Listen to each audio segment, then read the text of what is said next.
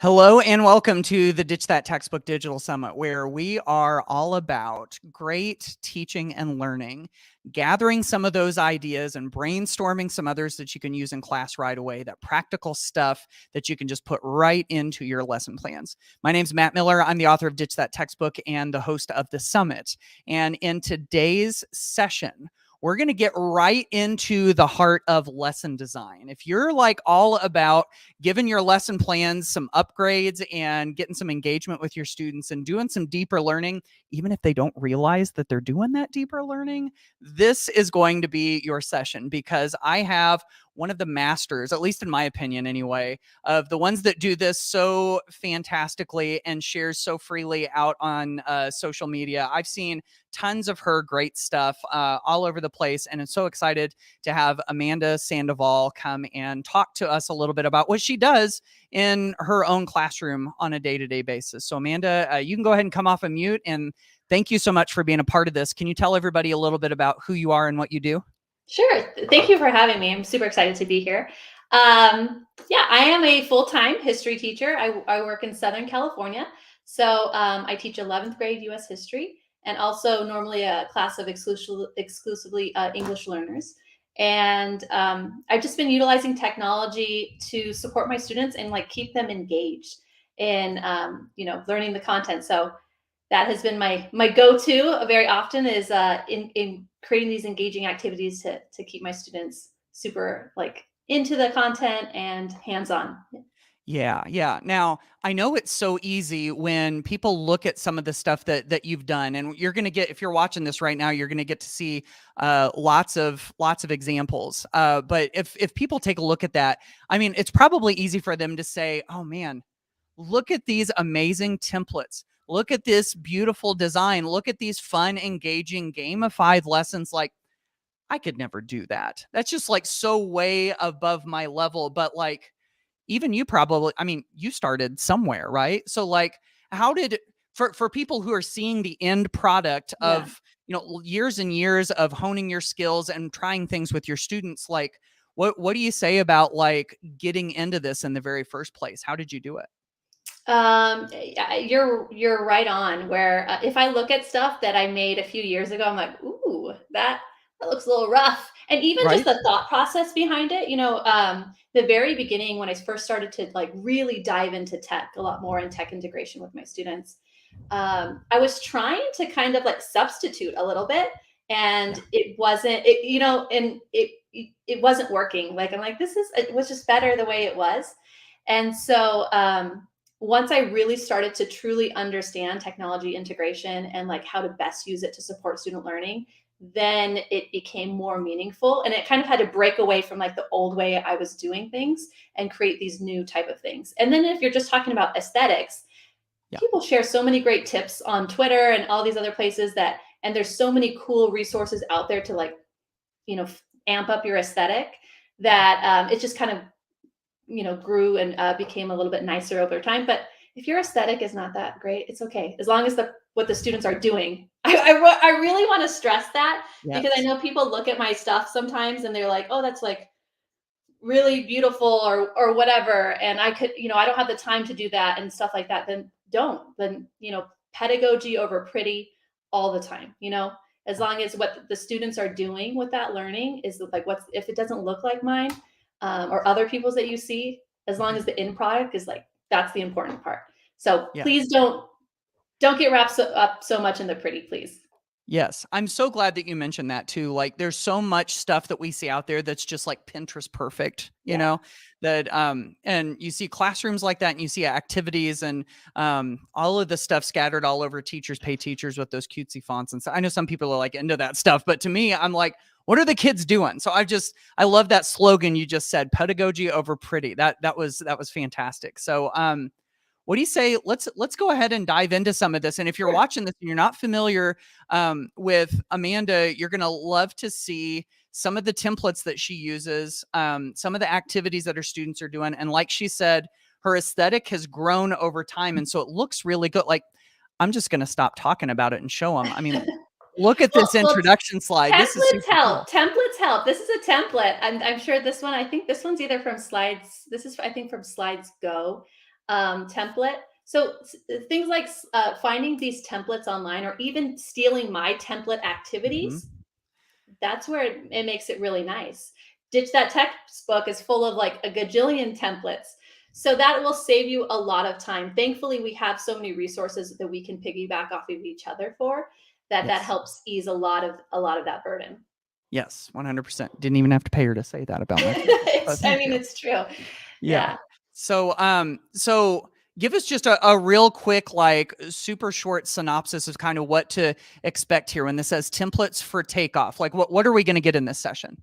So I try to think of different templates that would be easy for all different grade levels, all different subject areas that they could take and modify. Obviously, I'm using this with the lens of history, social science, but I tried to pick templates that I think could lend itself to really any content area with a few tweaks. Some of my favorite ones, because I have lots of different templates.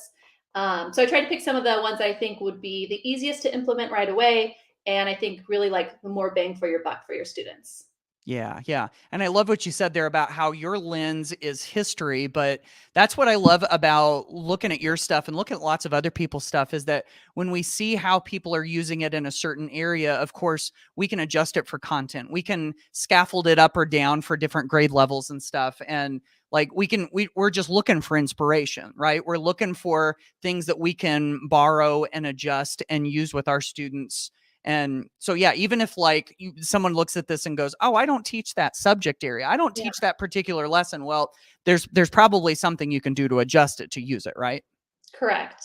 Yeah. I get so many ideas from language arts teachers, math teachers, Yeah. science teachers. You're looking at the strategy. So focus on the Yes. strategy, and like I can take that strategy and adapt it to, my classroom, my students, my grade level, all of those things. So in here we're going to look at I have some inquiry roadmaps and playlists, collaborative playlists. We have some like kinesthetic, especially now post COVID, like kinesthetic, like really hands on, getting students interacting with each other, and like tactiles. They really are craving that kind of stuff. A little bit. Mhm. I love technology, but also how can we incorporate like hands on things with that? Is the Yeah. students really are craving that? So some of those things, and then I also have learning bentos in there too, like which is a play Mm. on book bentos. Yeah. Okay. I can't wait any longer. It's time to get started. I'm so ready to dive into this. So yeah, let's start with the inquiry roadmap. And I love that you start with this because it feels like this is kind of like the guts. This is kind of like the framework to some of the stuff that you're going to share later. So yeah, the inquiry roadmap is really, it's kind of just like a modified hyperdoc, but Mhm. it lays out the roadmap of like all the activities that the students are going to create. So in this, the teacher can take this template and adjust it as they want. But if you go to the next slide, I think it's better to get the visual so we can kind of look at it. But so I have the template there, and then here's some sample lessons that I've done with my students. And then if you guys also want to look, there's a bunch of slides that kind of do a step by step with it for you. But Mhm. if you look, this is a 2-page Google Doc. And so on the first page of the Google Doc, you would put your essential question, whatever it would be, or your learning objective. For me, I like to use essential questions to guide the lesson. I always have an essential question. So like keeps me focused, keeps the kids focused on what the end goal is. And then you can just change those links of those colored boxes. So it says hook, read, video, explore. Those are just kind of like placeholders. But you can change it to whatever your inquiry question is at the top, that essential question. And all of those things are going to support the students to answer that inquiry question. Yeah. Now, let's say you put something on that first, box there. You added a hyperlink. Maybe it's a map or a quote or I don't know, a passage, a primary source, a painting. You can really do anything. You put that source, whatever you linked on there, you put that there for a reason. What are some guiding questions you could provide the students to help them look at that thing and like get their little, wheels turning? And so on page 2, you have that colored box is goes with those questions. You could also add the link there too if you want to double link it up. But Mhm. so you're going to generate questions, or a question, or a series of questions to get them thinking about whatever you added, whether it's a video or whatnot.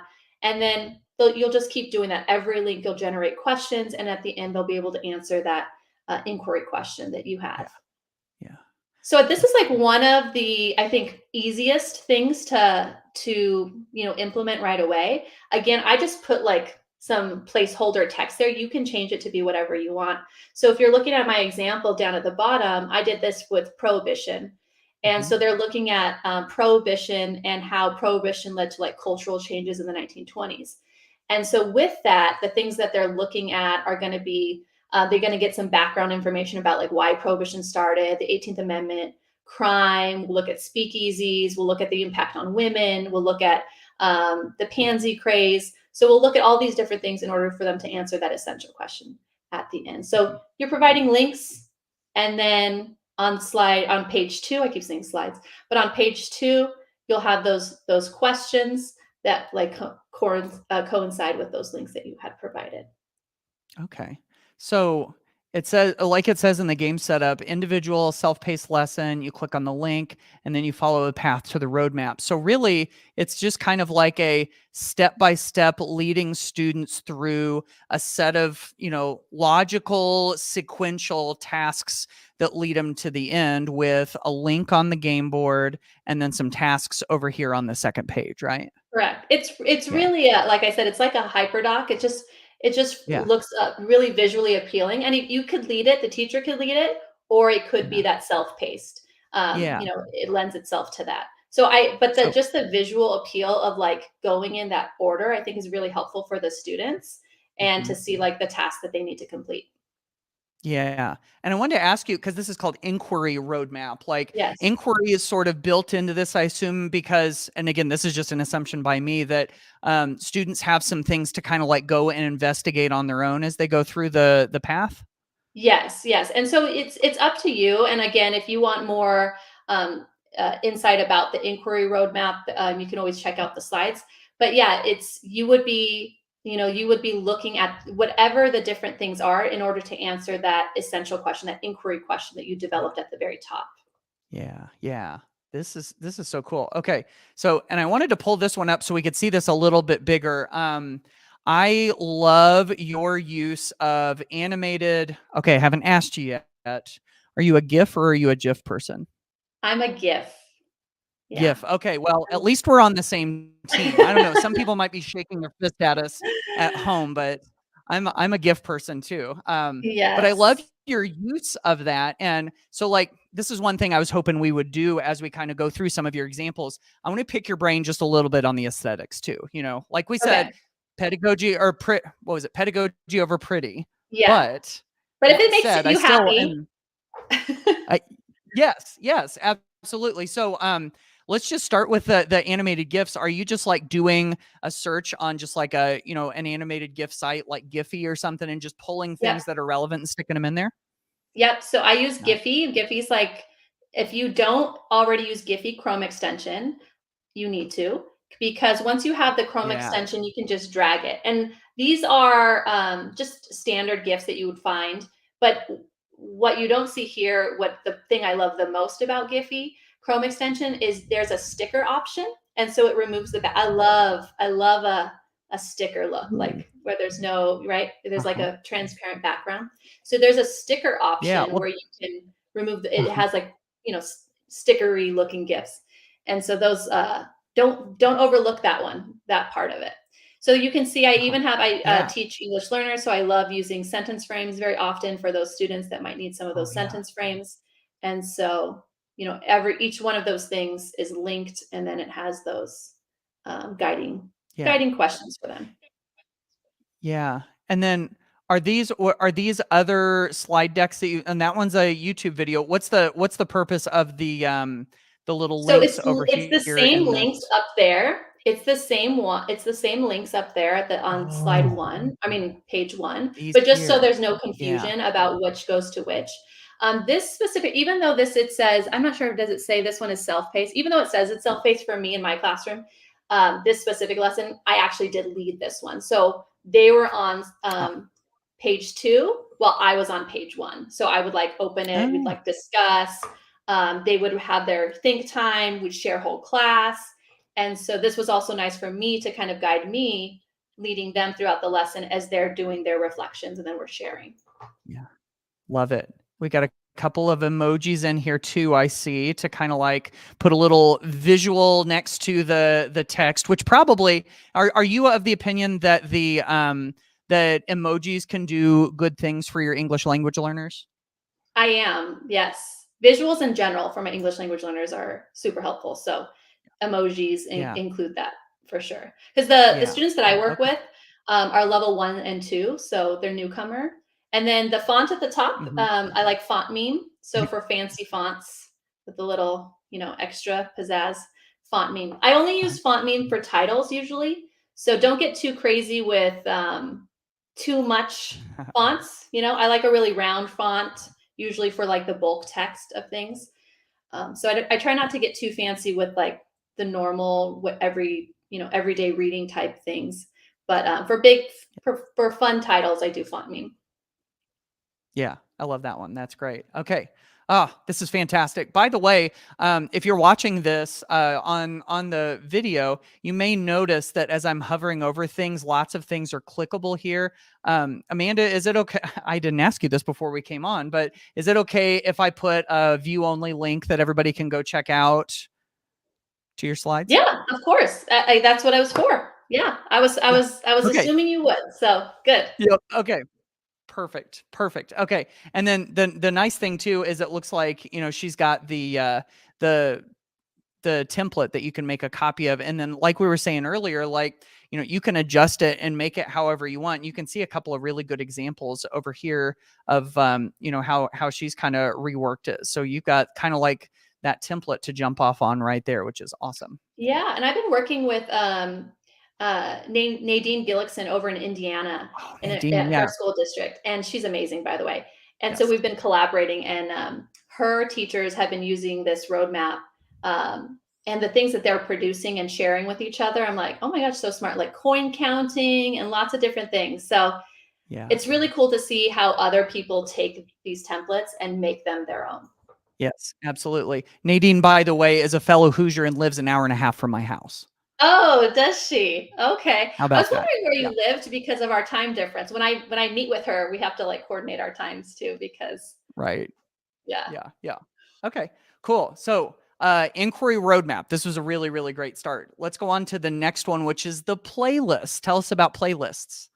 Yeah, so I actually first heard of playlists from Catelyn Tucker. I don't know if she invented and coined the term playlist, but I'm giving her all the credit because that's the first time I heard it. And Sure. this was at a Q conference. I think it was at a fall Q a few Mhm. years ago. And what it is it's a series of tasks for students to complete, and they complete it at their own pace. And you're creating the path, and it's not music. A lot of people are like, well, where's the music? Even though I have little earbuds there, it's actually it's not a musical activity. It's called a playlist because when you have your deck of songs that you have, they just kind of go right after another. There's always like another one on deck, and it guides that's kind of where the name comes from. And Mhm. so I really like the playlist, and I use it in a collaborative setting with my students. So especially after and we're still in COVID, but like when COVID hit and we went on quarantine, my students really needed to have collaborative moments, and they needed that self-paced. They were so used to being at home and working at their own pace. And so I implemented these playlists coming back when we went back to the classroom, and they've been really successful. They're able to build off of each other. You can incorporate tactiles. If you're familiar with like station rotations, think of Mhm. taking your station rotations, but like transforming them into a playlist. And I Oh, used to yeah. do station rotations all the time. Mhm. That was like my thing. But now I like playlists more because, well, for a few reasons. One, with the playlist model, the students in a station rotation, you have to be timed. I have 42 kids in a class. I'm in Yeah. Southern California. We are packed, right? This is my classroom right here. So we're packed. And when you do a station rotation, it has to be coordinated, it has to be timed. And Mhm. everybody, once the time is up at that station, you have to move. There's no like, you've got to move Yep. to the next station. Yep. And not everybody is done when the time is up. And maybe some kids get done really early. And so what's nice about the playlist is there's not that forced movement of, even if you're done or not, you get to have a little bit more flexibility. Maybe you catch up on the next one. And so it lends itself to that. And I don't know, I just really like it. I could go on about the structure of it, but let's look at some examples. So if you go to the next slide, you can kind of see there's different ways you can set it up. There's no like right or wrong way necessarily to do it. And you can do it as individual playlists as well. If you have small classes, do the individual playlists. I have large classes. And so the big thing too with the playlist, besides just like that self-paced type of learning, and you're not having to force them to move in the stations, is that the biggest thing I think about the playlist that makes it so different than, like, let's say just a normal hyperdoc, is the teacher check-in component of the teacher checking in with, in this case for me, the group. I have, like I said, such large classes. It would be impossible for me to meet one-on-one with 42 kids for every task that they complete. And so I have them in groups of, I have 10 groups around the room. And so every time a group is done, so they all have to be done, they have little bells on their tables, and I come over to them and I check, whatever that task was. They had to, show me something. There's different things they had to do. I check all of that. And then if something is off, I give them feedback. They go back and fix it, and then they'll call me over again. And if they do finish it all and I feel like the learning objective was met for that task, then I sign them off. I have a little sign off sheet, and I have all of the templates, sign off sheet, all of the stuff is in there. But so the biggest piece is giving them that immediate feedback on the spot for them. So these are some of the templates that I've used. You can kind of see there's different styles. It doesn't really matter. But I like to do, when I do the collaborative, is I like the students each task to start off with like some sort of independent thing for the students to do. So individually, there's something for them to read or watch. Maybe it's an ed puzzle. So before they're jumping into the collaborative task together, they have some base knowledge to contribute before they dive in. Yeah. Cool. Yeah. Yeah. Yeah, this is pretty incredible. When I saw your one of your playlist templates and you said it said something about the bell, immediately I thought, oh, that looks like a little graphic of a bell. Maybe they click it and there's like an audio file and it makes a sound out of their Chromebooks or something. But it sounds like you've actually got the bell to call you over, which is probably a neat feature. But I bet the real magic is in like that actual face-to-face time that you get with kids, right? Yes. That's where I think that's where I think that is the biggest and most important piece of the playlist model, is that the teacher feedback. So like, it doesn't matter if you're doing it individually or if you're doing it in a group setting, but going over to the group, connecting with your students, seeing what they're confused about, giving them feedback, and then they're going to go back and fix whatever they need to fix. And then, they'll call me over again. And it is a real bell. It looks like a little hotel bell. So they each have little hotel bells. When we first start at the beginning of the school year, and there's the bells on all the tables because they're there all year, they get a little bell crazy for like the first week, and then the novelty of the bell wears off. But it's really nice because they're less shy about asking for help if they can ring the bell, because they don't have to stand there with their hand up. Yeah, they like ring the bell. And so I'll come over. They use it all the time for the playlist, for anything. They have a question on, they'll ring the bell. Or if they're excited about something, they'll ring the bell. So I really love, I love tactiles in general, and so do the kids. Yeah. I'm so glad that you've got a whole section of this presentation that has to do with that. So I love this template. This one, I love the simplicity of this. See, I'm looking at this, and if I wasn't like a seasoned template veteran, I'd be like, well, I could do this, like it's boxes in the background with text boxes on top of them and a heading at the top. And this one's even kind of the same way. Like, you obviously have prettied it up really nicely, with the background and the font usage and the colors and all of that stuff. But like, this one seems pretty doable. Yeah. And you could just take this one and change the colors or leave them. But yeah, so this is the first slide one. You would list all their tasks, like this is like a preview slide for the kids. You would say, by the end of this playlist, you should be able to, what's your learning objective for this series of tasks? Let's say for me, they're learning about the key tenets of American democracy. And so all of the tasks in this playlist would be connected to them understanding one of those key tenets of American democracy, whether it be branches of government, federalism, different things, right? Yeah. And so it has all the directions. And then each of those, like on page 2, you would copy page 2 as slide 2, I mean, as many times as you would need for it, depending on how many tasks. Yeah. I would say if this is your first go around at trying a playlist, start small. Maybe even try just 2 tasks. Maybe do 3 tasks. Because one thing I also want to stress to teachers is they are going to move slower. So it's going to be slower than if you were to do a direct instruction lesson. I'm going to be real, because they're moving at their own pace. So just be kind of aware of that. And at the first time, they also might be like, wait, so I have like ownership on how I'm kind of, so you got to kind of like, okay, get back on task, type of thing. Yeah. So like I said, in a collaborative playlist, I like to start first with an individual task, whether it's looking through some slides, doing a short reading, watching a short video, and then a self-check, just something real quick. I want to make sure that you got what I wanted you to get out of that. So it could be a quizzes that follows, and I'll tell them, take the quizzes until you get 100%. And they'll have to show me that. Each person will have to show me that they got the 100% on the quizzes or the word wall or the ed puzzle, or maybe not the ed puzzle 100%, but something where they have to show me that they, learned what they were supposed to learn from that individual piece. And then there's something collaborative that they'll do. I really love whiteboards and white books, individual whiteboards or the big white books. I don't know. There has to be, find it for me, Matt. There has to be research with whiteboards. I swear to God, it's magic. There has to be. Well, I gotta tell you, when I was teaching high school Spanish, I was a huge proponent of those lap whiteboards. I mean, I didn't have a whole lot of money from my department funds, but I bought lap whiteboards just as soon as I could. And I spent the rest of the money on expo markers so that we could use them. And I mean, like jotting things, putting them up. Every once in a while, we would take a quick brain break and I'd say, okay, draw something.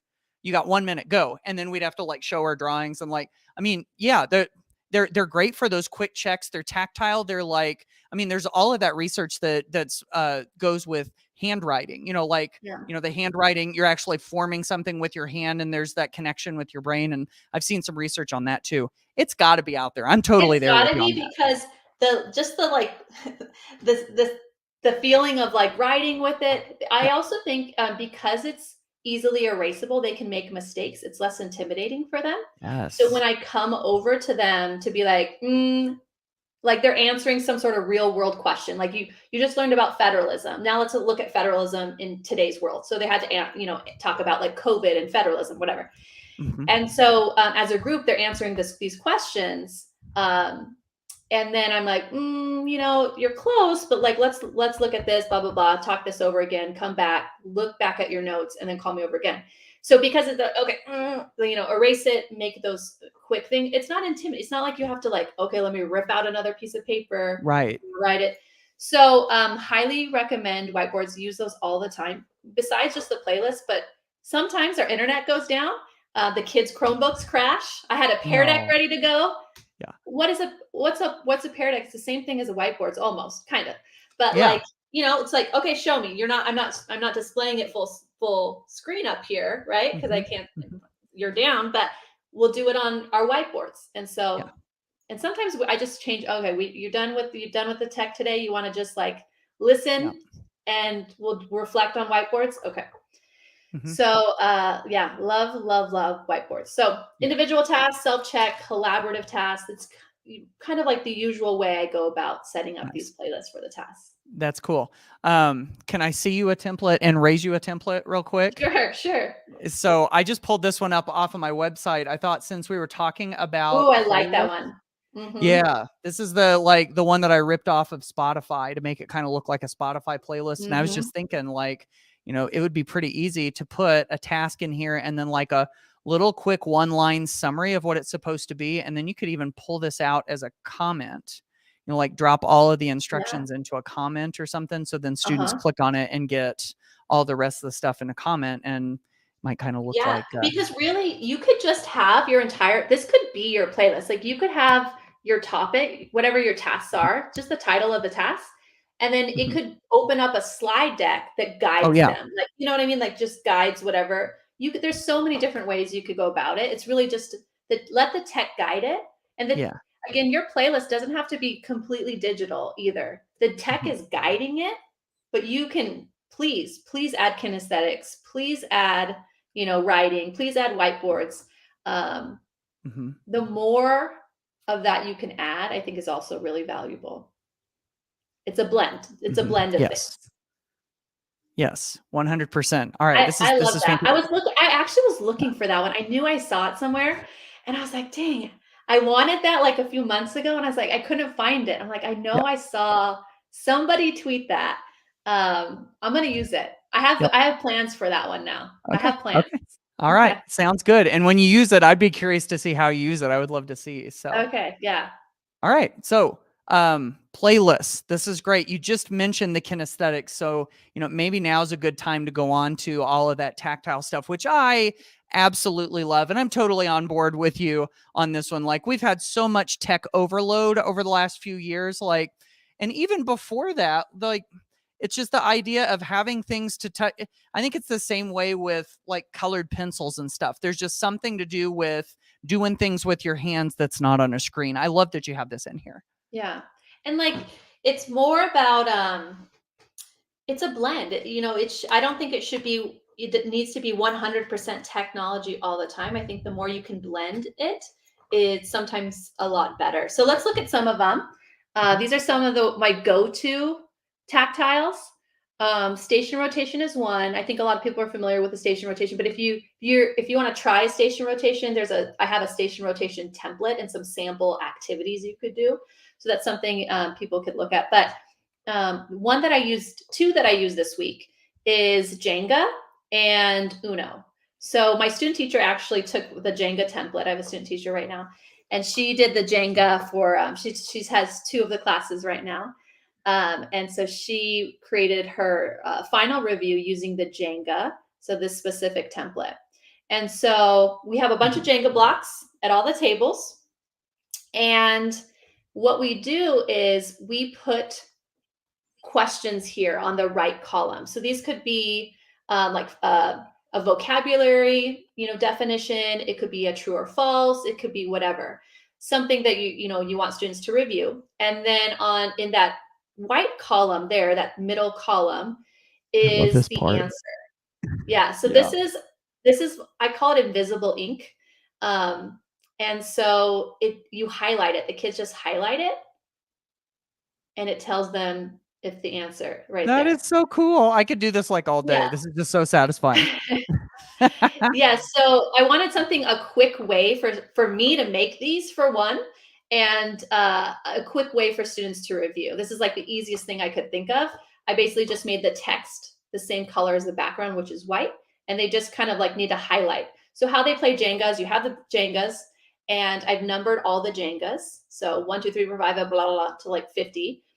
And then they'll pull the Jenga piece. They'll see that, oh, I got number 21. And so they just need one computer for the whole group. And they'll ask them the question or whatever it is, and they'll have to say the answer. And if they want to play with points, they can, or if they want to play casual, I ask them, decide now with your group if you want to be competitive or not. They want to be competitive. They can keep a tally of their score, like who got the questions right or wrong. And then if the Jenga falls on them while they're playing, then they lose all their points. So, but most of them don't keep tally of their points. They just play and review with each other, which is fine. That's why I tell them decide if you want to be competitive or not. But this strategy, by the way, with Jenga can be reproduced for lots of different things. It's very similar to how we play Connect 4. The same thing with this like invisible text, the same idea. And we have a digital Connect 4 board. I have a mix of, I don't have enough Connect 4 for every pair of students to have one. So I have I think 7 Connect 4 boards. So those 7 kids get to have or 14, I guess, get to play with the real Connect 4, and the rest of them have a digital template, which is linked on here. But it's the same idea. The highlight to the answer. They ask each other the questions, and they just review that way. And then what's nice about the Connect 4 board, the digital template, if you click on it, you can kind of see it. So click where it says at the very top. Yeah, right there under step 1. You see, click Yes. on the Connect 4 board. Yeah. Oh. So what's nice on the Connect 4 board, it's a digital board. So you don't need to buy, Jenga, unfortunately, you do have to buy. So if Yeah. you're like, I don't got money to buy 10 Jenga sets. Okay, then play Connect 4. This is free. And you'll play this kind of the same way. They'll take turns. But they only get to put the piece down if they answer it correctly. So if we're playing against each other, Matt, you're Mhm. red, I'm Mhm. blue. I'm going to ask you, I'm going to choose the red question I want you to answer. So I'll look at the Okay. red. Okay. And so if you get it wrong, then you don't get to move your piece. But and then the same thing. So you only get to put it down if you get it right. So that's how I they play see. here. Yeah. Oh, And then okay. if they win, right, they can play as many times as they want and keep reviewing. What's nice to clear the board, you just go to revision history and it shoots it back. Oh, that's so smart. Of course. You just Yeah. revert back to that Yeah. and say, restore this version. Yeah. Boom. That's like So pulling you're the not little having thing to at the bottom, but you don't get to hear it all crash. I know. Well, 7 groups do because they have Oh, the that's real true. ones, but not the digital yet. So those are fun. Those are always fun. Gamifying stuff, getting students like engaging with each other. Love that one. We also Mhm. did Uno. So this is a new one I tried this year. I saw somebody when all those Amazon wish lists are coming out at the beginning, right before school's about to start in the summer. I'm spying. I was like, what do I need? Like, what do I need to buy? Like, what are people buying on? What are they looking for? And I always like to spy on other people's Amazon wish. And I kept seeing people have Uno. And I was like, oh, I wanted to think about like how can I utilize Uno for review, because who doesn't love Uno? Uno is so fun. And Right. so I ended up sitting with it, and I kind of threw that question out there, like, what are some ideas? This is kind of what I'm thinking about for Uno right now. And you can see those are some of the help I got on Twitter from Oh, others who nice. were like giving me their input about ideas, like how to use Uno. Joseph Hunter, by the way, he's got some great ideas. Whenever I throw something out there, especially gamified, he's always had. I was like, that's a good idea, Joseph. So together, all of us, I kind of took a little bit of ideas from all of these people and some of the other things I was already thinking, and I created the directions on slide 1. And so what they do is my students play Uno by I create a list of questions. There's 4 printouts, right? And I have colored paper, a red paper, a blue paper, a green paper, and whatever other color I'm missing here. But all Yep. 4 of the colors, there's 4 different printouts, and they each have a different set of questions. So each group of kids, they're in groups of 4, have those 4 colors, and they each have and so they're all have their own handout. So they just play Uno like they would normally play Uno. Whenever a color change happens, let's say there's like a yellow 0, and then the Yep. next person puts down a green 0. Mhm. A color change just happened. Whoever that color change impacts, right? The next person, whoever the color, they now have to put down a green card. Before they put down that green card, they have to answer a question from whoever's holding the green paper. And Oh. so they just play whenever there's a color change, whoever the color change impacts, they have to answer a question from the person holding that color paper. And let's say they're like, what if I need to put down the green, but I'm holding the green paper. Then you just say a fact. I'm like, just say any fact you've learned Mhm. from this unit. And so and if you got it wrong, you have to pick up an extra card. So if you couldn't answer the Oh. question, because the whole object of the game is to be the first person to lose your cards, right? And Mhm. so you have your punishment is you have to pull up an extra card. And so we played this week as well. This one lasts a little longer, which is nice because we had about an hour period to review. And so the Jenga gets done pretty quick because they can pull really fast. Yeah. But Jenga, you can keep playing, and the game, like they can keep asking the questions. And even if they've gone through the series of questions already, I tell them to go back to the top, because you're probably going to ask somebody else that question that didn't get it the first time. Oh yeah. And so they just keep playing. So the Uno one lasts a little bit longer, which I actually liked for the amount of time that we had. I never knew it. Do you know what stacking is? Stacking, like stacking the deck? Like, No. Okay. oh. I never knew what stacking is. I feel like I'm old. My student teacher knew what it was. And so the kids knew what it was. And they were like fighting over, should we stack or should we not stack? I was like, what are you talking about? They had to explain it to me like 5 times. Basically in Uno, there's like those +2 cards, +4 cards, whatever, right? And so if you put down like a +2 card, the next person that goes, if they have a +2 card, they don't have to pick it up. They put down another +2 card. And then if another person goes and they have another +2 card, then they don't have to. And so it's like the one person who doesn't have the +2 has to pick up 6 cards. Oh. And so, but you have to establish the rules in the beginning, because one kid's like, I'm picking up 12 cards. I was like, what? They were like screaming at it. It was fun though. So establish stacking or not. I never played. We didn't play. Every household, I think, has their own rules. Oh yeah. So oh yeah. everybody has their own take about how to play Uno, which is fun, which adds to the like camaraderie of the classroom and all of that. So I really liked Uno. I have, but the only thing with Uno too is you have to have enough cards for depending on how big your class is. So okay, so the takeaway here is go to Target, go to Walmart, and buy a whole bunch of Jenga and Connect 4 and Uno. That's basically what you're telling us, right? Or if you have a really, I mean, not everybody has this. You know, if you can do those Amazon wish lists and your families can contribute, that's always really nice too. Yes. Or your PTA, however you can get it.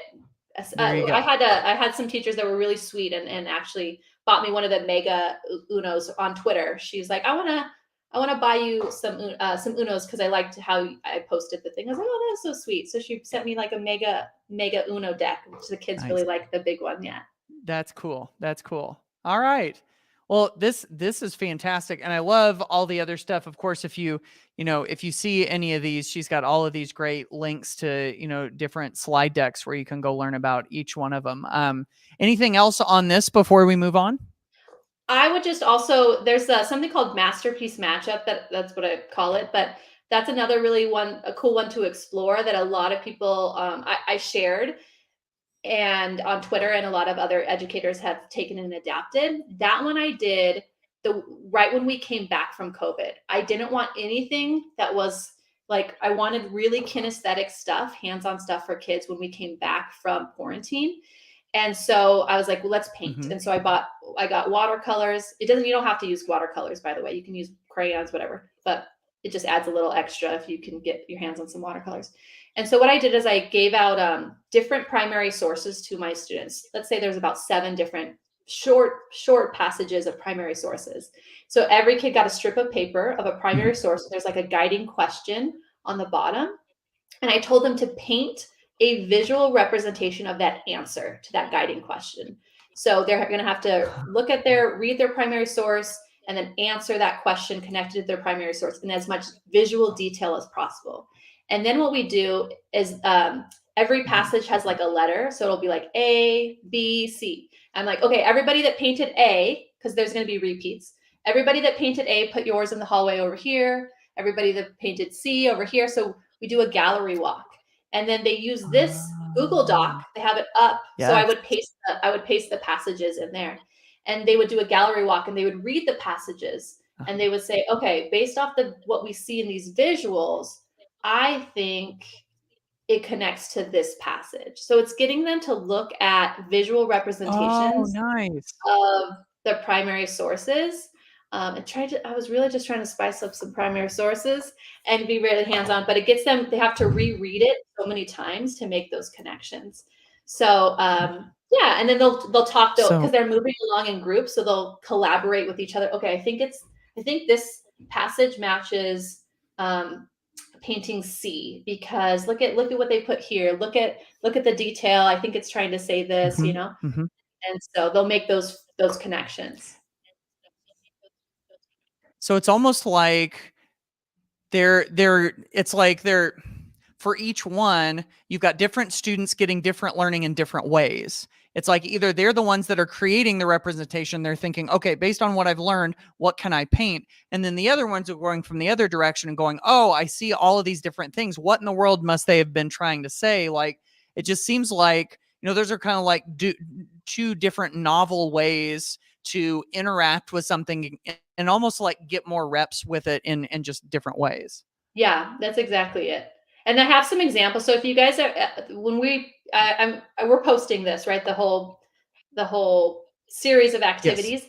But I have on all of these things, I have kind of like a slide deck where you can click on it and it'll kind of guide you through what we've been talking about, and it'll have examples too of what students have produced and things like that. So check those out. But that's another one. Perfect. You can even look on Twitter. I think people have been hashtagging it hashtag masterpiece matchup, and you can see other teachers' examples of that. Perfect. That's awesome. Okay, let's go on to this last one. I'm so excited about this too. The learning bentos. I've seen a little bit about this. I've seen like a bento hyperdoc before. I'm curious to see where you go with this. So yeah, I would say it's a bento hyperdoc. So it's book bentos. Let's go. Book bentos are a visual representation of a book. Like, so let's say somebody read a book and then they create these beautiful photographs, kind of displaying some sort of significance of the book, what it embodied, a summary. So it's a visual synopsis of the book. And I love that idea of creating these like photos and this visual representation of learning. But that doesn't have to just be with a book. It could be about learning in general. If you want to click where it says tap here and open up the slides, I think Yes. that one might help for this one. Mm-hmm. So obviously the idea comes from Book Bento, and there's somebody on Instagram that would do this with us. They haven't really been posting lately, so I don't know if they don't do it anymore. But they used to do all the time, and they're beautiful. And I have some examples of them. You can check out their Instagram too. That's on slide 2, I think it might be. Mm-hmm. It's just loading very slowly. But that's the Instagram that you can kind of look for inspiration for your students. But these are all from books. So again, it's this visual synopsis of whatever they read about that book. So if you read The Outsiders, or I don't know, what other example? I did it with I had my students do it with They Called Us Enemy from George Takei. About a Japanese internment. And so they did it with that. And we also have done it with like muckraking journalists. So they learned about different muckraking journalists, and they created them with that. So if you looked at this title of the book, right, the book is Give a Girl a Knife, you wouldn't necessarily know what that book is about, right? Is it like a survivor book? Is it a book about cooking? Is it a murder mystery book, right? You don't know from the title alone, but if you were to look at the book Bento that was posted, you would know what it is about, which is it's about cooking. Let's see if was your second slide going to load? No, it doesn't like it. Not yet, but this one did. Now we've got a couple of examples we can look at least. Okay, so there's some examples, yeah, and those are all, again, I want to credit the Instagram. That's at Book Bento, but you can look at a bunch. They're really, really beautiful photos. Now, I've done it where my students actually take photos, which I think is really cool. But if you're doing this at school, I don't like to assign a lot of homework.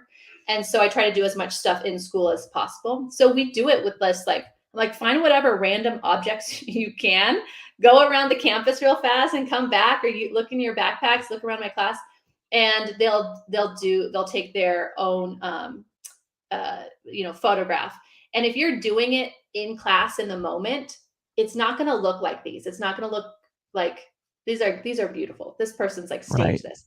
And so be okay with that, because what's the most important thing to me is they then have to explain the symbolism of the items that they put in their photograph. I've had students put a Batman mask in their photo. I'm like, I don't care, but you need to sell it to me. Like, what connection make that for, and actually making forced connections helps them remember the information better. So sure, go with that Batman mask.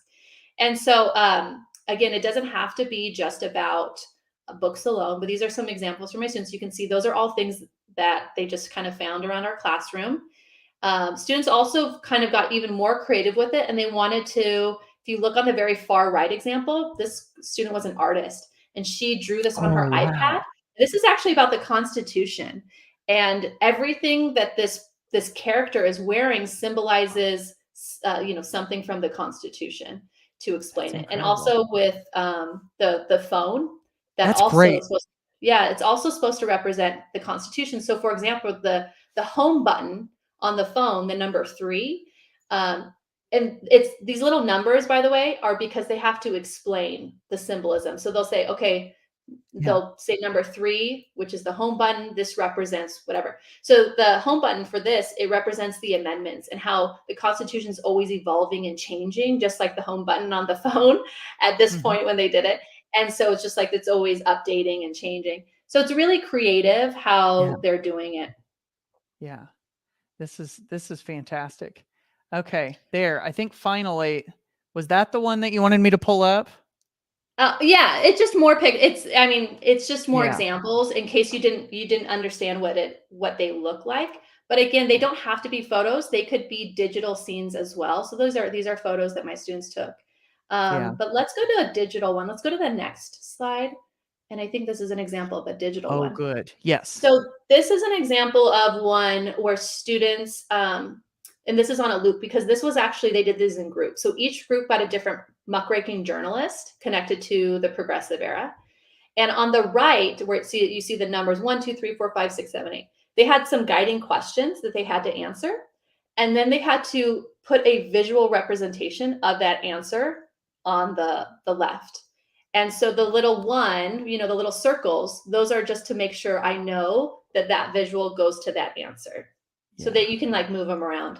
So I would generate guiding questions on the right, and then they would answer them there, but they'd also have a visual representation, and they'd also have to explain how that visual Oh. connects to that answer. This is so brilliant because, like you were saying, you might be able to scrounge up some things around the classroom, but if you've got a class of 42 kids and everybody's trying to pick things up in your classroom, you're going to run out of good stuff. Yes. But with Yes. this, you can go search the entire internet and find representations and even be, like there's Johnny Depp in Pirates of the Caribbean. There's a dog. I mean, you can be fun with it as long as it ties back to it, right? Yeah, as long as you can justify it. And the Yeah. funny and I try to show them little tips and tricks. So I showed them how I was like, I want you to add at least one GIF here. You could see they added more than everybody wanted to add like a Yep. gajillion GIFs. So yeah, they get really creative with it. Yeah, So I have a absolutely. few Well, templates associated, like you could take that I thought these are pretty easy. There's an actual book bento template. So if you want to use it with an actual book, this is mhm, a template that I've utilized with my students for books that we've read. And then I also have this other template, but you can make your own template. But this is another one. I try to make the template on the top a little bit easier because some students, they don't know how to layer. And if you don't know how to layer, I didn't want it to be like, well, my number is getting covered. So I yeah, made these little cubicles for you just to put your little picture in there mhm, so that yeah, so it makes it a little bit easier. And then also you would generate your question over here where the students would answer it. And then the right column is they would have to explain the symbolism in the visual that they added over right here. there on the right. Okay, Yeah. gotcha. This is so good. Yeah, and I have some Yeah. examples so that people have shared with me. Biology teacher, Nadine's daughter actually did one about food poisoning. So Oh, nice. symbolism, yeah. So you check out the examples. Again, I teach history, but look at it, think about it through the lens of what you do. Yeah, yeah, absolutely, and even more examples right here on Twitter. Oh my goodness. I could go on and on and on with you about this. Like, I could just sit here at your feet and let you tell me all of these stories of these things that we could do in the classroom. These are fantastic. So, if anybody's watching this and you're on social media and you don't follow Amanda, first of all, she's like posting stuff all the time. And whenever she asks questions about things, it's always fascinating to see what people say because I mean, that's just as interesting as anything. And if you don't follow her and you go to her Twitter, in her link tree, she's got a whole bunch of other templates that you can go check on too. So what else, Amanda? Anything else as we wrap this up right here at the end? I just want to say to all my educator friends out there that are still in the classroom, I feel you. We're almost at a winter break, I hope. So if you're watching this, I don't know if you're on winter break already, but I hope you're having a very relaxing holiday season. Yeah, I hope that too. Amanda, thank you again so much for being so generous and for sharing all this stuff with us that we can use in our classroom. Well, thank you for having me. Thank you for everybody. Bye. Yeah, and thank you so much for watching and being a part of the Ditch That Textbook Digital Summit. We'll catch you in another session. Take care.